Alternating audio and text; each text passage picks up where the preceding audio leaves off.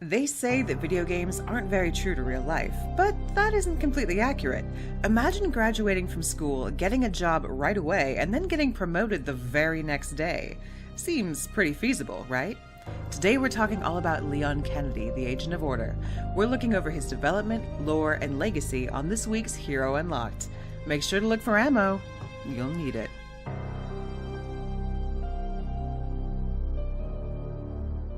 Leon's story is one that says that sometimes change can be good.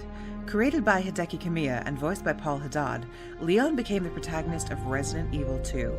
Originally called Resident Evil 1.5, the game saw Leon take on the role of a police officer. What was different, however, was that in this version of the game he was much more grizzled. But somewhere along the way, the game was rewritten in order to give Leon a much more naive personality. This change was made because the developers felt as though he was too much like Chris Redfield, the protagonist from the first game. These similarities to Chris can also be felt in Leon's first character design. I like Leon. He's a pretty cool dude. Like, he's smart, he's really good with knives, and he knows Kung Fu. Right? So I'm just wondering why this guy's hair looks like he's about to go into a store and tell the manager that he doesn't know how to run the business. Yeah, I guess his hairstyle looks more appropriate for a 40-year-old lady who goes to PTA meetings all the time. The game itself also went through several revisions as time went by. In an early version of Resident Evil 1.5, there was a female protagonist named Elsa Walker. What's more, the events in the game would stay roughly the same. The main difference would have been the fact that Umbrella, the organization at the center of all of the drama within the game, would have closed down prior to the protagonist getting involved. Several characters involved within the story were very much influenced by things in the artists' lives. An artist by the name of Isao Oishi based Leon's design on his Bloodhound, while Annette Birkin was based on Jodie Foster. The game, having almost reached completion, faced even more issues behind closed doors. Apparently, there were often conflicts between the game director and producers. The game director, then producer, Shinji Mikami, remarked that Resident Evil 1.5 wasn't going to be very good from a quality standpoint. He also mentioned that the gameplay and locations would have been, quote, dull and boring. Mikami had also planned to end the series there, but the project supervisor, Yoshiki Akamoto, wanted to ensure that there would be future projects for the franchise. The final project, Resident Evil 2, was released on the Sony PlayStation in 1998. It subsequently released on the PC and Nintendo 64 in 1999. Leon would then make an appearance in Resident Evil 4 in 2005. Resident Evil 4 was planned to be part of the Capcom 5, a group of games with exclusivity to the Nintendo GameCube. However, a PlayStation 2 version was announced before the game even came out. The game also introduced one of the most successful and divisive elements into the franchise. This was a switch to the over-the-shoulder perspective. In previous games, the characters were controlled from varying camera angles as they entered different rooms and locations. The player could only fire their weapons straight up or straight down. This perspective also added for several gameplay features that enhanced the feel of the game. For example, enemies that were shot in the foot would stumble. And based on the environment, the player could activate certain interactions with the location, such as jumping out of windows or finishing moves. Leon's next major foray took place in 2012 during the events of Resident Evil 6. Resident Evil's most recent producer, Jun Takeuchi, said that the team wanted to do something new with the game, and boy did they. In March of the same year that the game was released, Capcom, as a company, stated that survival horror was too small a niche for the franchise. So this mindset caused the drastic shift in tone this installment took. The game quickly became Capcom's largest project to date. With a staff of over 600 members, they set out to evolve the franchise and take it in a direction that moved away from its survival roots towards an action-based future. Despite backlash from longtime fans, this would prove to be one of the most logistically sound decisions that Capcom had made. All releases of this game have sold about 10 million copies altogether.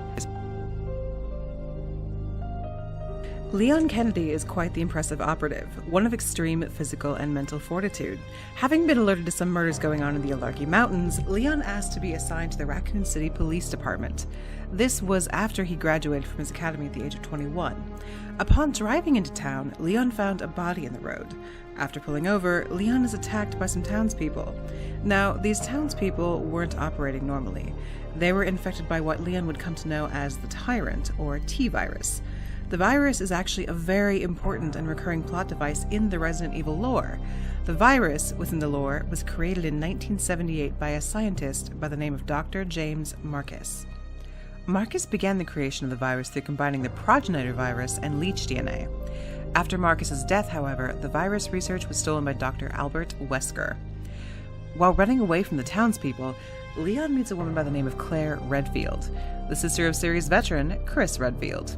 After making his way to the police station, he finds out that it's been attacked and a large portion of the police have been killed. The two then decide to split up because this is a horror game. During this venture, he meets Ada Wong, a woman who is looking for her boyfriend, or so she says. She's actually a corporate spy who works for none other than Albert Wesker, operating under the pharmaceutical company Umbrella. On the other side of things, Claire meets a young girl named Sherry Birkin. We soon find out that the police chief has been giving money in order to hide evidence that Umbrella was experimenting with a new bioweapon, the G-Virus. This virus also mutates creatures. However, it does have the properties that cause tissue death, and thus can't create zombies. This is an extremely simplified explanation of these viruses. These aren't even all the viruses within the franchise lore. Why are there so many viruses? The progenitor virus, the G virus, the T virus, the HIJK LMNOP virus? I mean, when is it gonna end? It ends when we all die from the Capcom story virus. A little later on, Claire has an encounter with the police chief.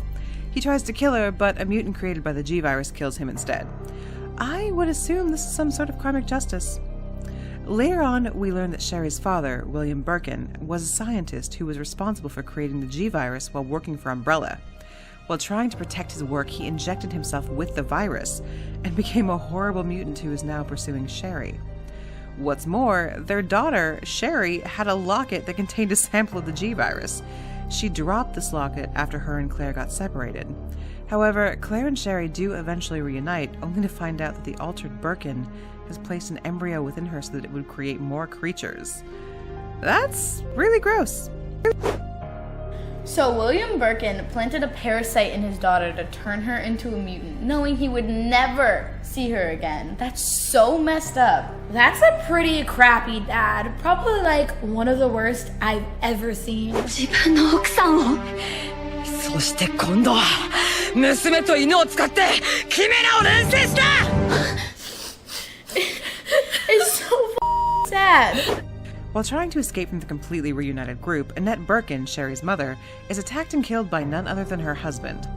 But right before she bites it, she lets Claire know that she can create a vaccine that stops the mutation that would be caused by the embryo inside of Sherry. Leon and Claire get together and create the cure and save Sherry. William, after mutating even further, is defeated by Leon and Claire and is destroyed by the train's self-destruct sequence.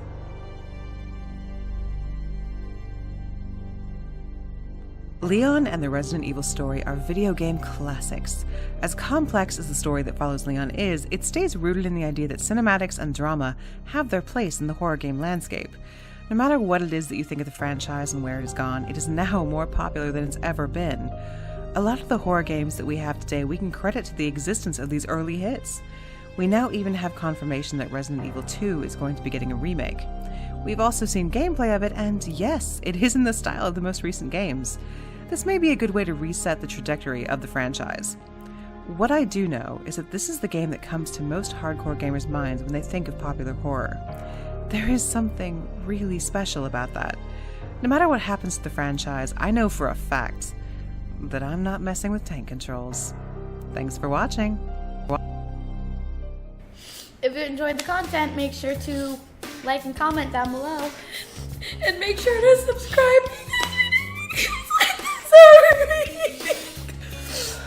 Stay Stay perfect.